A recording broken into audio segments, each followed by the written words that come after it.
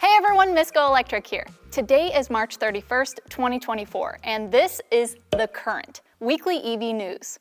I hope you find this latest episode to be the most helpful 10 minutes of EV and electrification news available anywhere. I wanted to start off with a series of stories which might seem small on their own.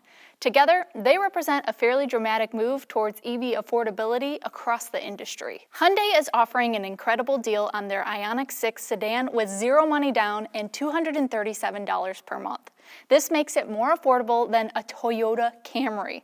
Sadly, the deal is available in a short window, from March 19th until April 1st. The Ioniq 6's crossover sibling, the Kona Electric, is also at a great price right now, with a lease deal of $169 a month with $2,000 down. Fisker has dropped the price of their Ocean SUV to spur up sales of inventory they already have produced. You can now get a Fisker Ocean for as little as $24,000 MSRP.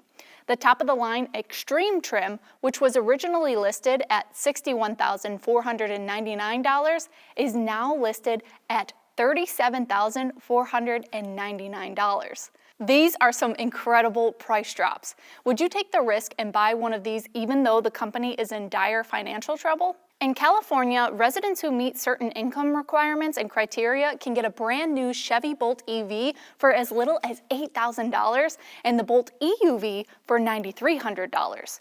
More affordable new EVs are making their way to the market. We love to see it. I'll link all the details in the description below if you want to explore more. While we are on the discussion of discounts, Coloradans, listen up. There is a new eBike point-of-sale tax credit for the state that will provide $450 off the purchase of an e-bike starting on April 1st. No, this is not an April Fool's joke. Participating retailers also get a $50 kickback as an incentive to offer the discount. Now, there are certain locations where you can get this discount though, so I will link the information in the description below. As always, you can find additional discounts on the e-bikes I've reviewed at deals.missgoelectric.com and watch my latest series, the GoElectric e-bike buying guide, to find out which e-bike is best suited for your needs and what you need to look out for in each category. Electric van maker Canoo has had its issues with ramping up and commercializing their manufacturing to bring their EV to market, but this past week, they have revealed that they have purchased some of the former UK electric commercial EV maker Arrival's assets. The equipment has been packed into more than 20 container ships and is headed to Canoo's manufacturing facility in Oklahoma. Canoo says they have the necessary manufacturing equipment to deliver 2024 production, and this acquisition expands its capabilities to deliver its 2025 production at significantly lower costs. The assets purchased in this opportunistic transaction will accelerate Canoo's transition to automated processes by shortening purchase lead times by over 40%, reducing capital expenditures by 20%, and eventually lowering unit costs. I would love to see Canoo succeed, and this looks like a baby step in the right direction of lower cost to get to higher volume manufacturing. Within the last few months, former Rivian policy head James Chen had joined Canoo's board. Do you think that they're doing enough to grow the company and reach mass production? I want to hear your thoughts. The New York Auto Show kicked off this weekend, and there were a few announcements and reveals at the initial press days. Hyundai's luxury brand, Genesis, announced a new trim line called Magma that will be intended as the top of the line of each model in their lineup, as well as a new full-size electric SUV concept called the Neolun. Magma trim levels are intended to be similar to what BMW has with the M line and Mercedes with AMG, indicating high performance. Magma models have enhancements including a new front fascia for increased ventilation, added canards for more front axle downforce, enlarged fenders, integrated wheelhouse outlets and 21-inch wheels with aero discs for more brake cooling, roof vents for better aerodynamics and downforce, as well as colorful bucket seats on the inside. The full-size electric SUV concept called the Neolun has some interesting features like its radiant heating surfaces, including the floor, front row swivel seats, an adjustable screen up front, and one that folds down from the rear seat headliner, along with premium materials. Now, this is the fourth or fifth concept from Genesis, and I think it's about time we see some production versions because at this point, you're just taunting us all with these beautiful concepts. Bring them to life, Genesis, please! The World Car Awards has announced the winners of the 2024 calendar year, and it was nearly a clean sweep for EVs. Winner for the World Urban Car is the Volvo EX30. Winner for the World Luxury Car is the BMW i5. Winner of the World Performance Car is the Hyundai Ioniq 5N. Winner of the World Electric Vehicle is the Kia EV9. And the top award of World Car of the Year went to the Kia EV9 as well. Not every car in the world is tested, so these are winners in a limited subset.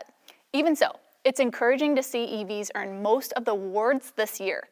The only category won by a non-EV was the World Design, which was won by the Toyota Prius Hybrid. Which vehicle would be the winner of the World Car of the Year award if you were a juror? Nissan has announced their new ARC business plan, which includes launching 30 new models globally by 2026.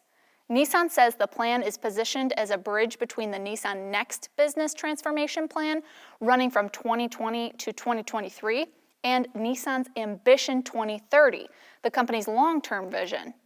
The new plan is split into midterm imperatives for fiscal years 2024 through 2026 and mid-long-term actions to be carried out through 2030. This plan includes launching 7 new models in North America. With this plan, Nissan aims to reduce the cost of next-generation EVs by 30% when compared to the current model Ariya by sharing a variety of development costs. They expect EV and ICE models to cost the same by 2030. To achieve that, Nissan says they will significantly enhance NCM lithium-ion batteries, reducing quick charge time by 50% and increasing energy density by 50% compared to the Ariya. LFP batteries developed and produced in Japan will be launched and reduce costs by 30% compared to the Japanese Sakura EV model. Their new EVs with enhanced NCM lithium-ion, LFP, and solid-state batteries will be launched in 2028. Nissan also looks to expand their revenue opportunities starting in 2025 with an AI-based charging system, bi-directional charging equipment and services, energy storage and management systems, commercial plug-and charge, and intelligent route planning, and new mobility services. Polestar showed up to the New York Auto Show, finally revealing pricing for the upcoming Polestar 4, which will begin deliveries in Q4 of this year. The 4 will start at $54,900 for the long-range single-motor variant with an estimated EPA range of about 300 miles, and $62,900 for the long-range dual-motor with the standard Pilot Pack that will have an estimated EPA range of about 270 miles.